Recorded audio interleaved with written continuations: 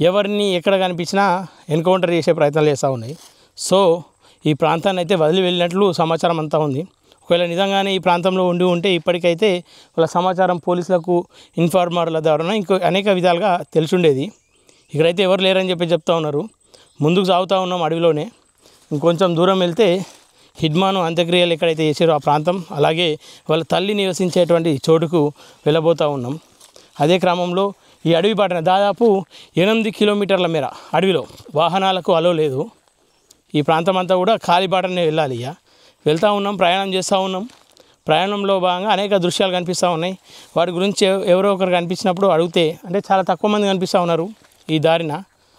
ఎవరినో ఒకరిని అడిగితే ఏమని చెప్తా ఉన్నారంటే వీటికి సంబంధించిన చరిత్రను చెప్తా ఉన్నారు. ఇక మాట్లాడిచ్చే ప్రయత్నం చేస్తే అయితే ఇప్పుడున్న పరిస్థితిలో ఎన్కౌంటర్ల పేరిట అనేక ఇన్ఫార్మర్ల పేరిట ఇబ్బందులు పెడతా ఉన్నారు కాబట్టి వాళ్ళు మాట్లాడే ప్రయత్నం చేస్తలేరు. ఇంకా సమాచారం తెలుసుకునే ప్రయత్నం చేద్దాం. అలాగే వాళ్ళ తల్లితో కావచ్చు, ఆ అంత్యక్రియలు జరిగిన చోటును కావచ్చు చూసే ప్రయత్నం చేద్దాం. దాంట్లో భాగంగా ఇట్లాంటి చెరువులు అనేకం కూడా వాళ్ళు తవ్విచ్చిరని చెప్తా ఉన్నారు ఈ అడవిలో. ఇంకా కూడా ఉన్నాయంట. ఇట్లాంటి దట్టమైన చెట్లు, భయంకరమైన చెట్లు వేలాదిగా ఉన్నాయి.